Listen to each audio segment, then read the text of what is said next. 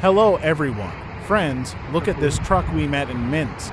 This is BELAZ 75,710. It is listed in the Guinness Book of Records as the largest car in the world. This is a quarry dump truck with a total weight of 840.5 tons. It is designed for the transportation of goods in difficult conditions in quarries on difficult roads at air temperatures from -50 to +50 C. It is the largest in the world.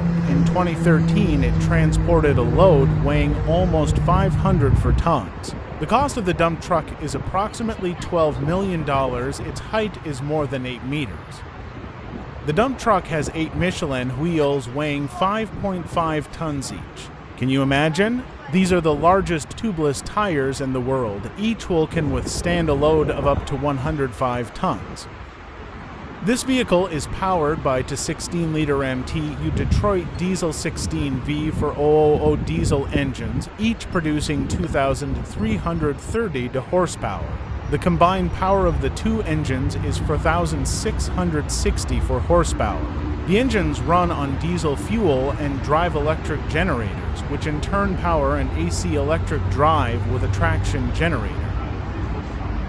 Fuel consumption is approximately 1,300 liters per 100 kilometers. The engines are not directly connected to the wheels. Their main task is to generate electricity for the electric drive and other dump truck systems, such as hydraulics. The generated current is fed to four 1,630 horsepower motor wheels. This is simply incredibly powerful. Without a load, this dump truck moves on one of the engines. Moreover, for uniform wear, the engines work alternately and with a load on both. This is a very interesting car.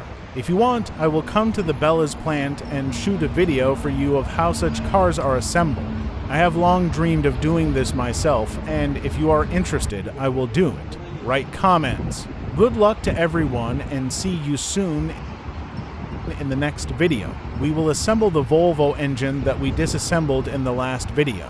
Good luck to everyone.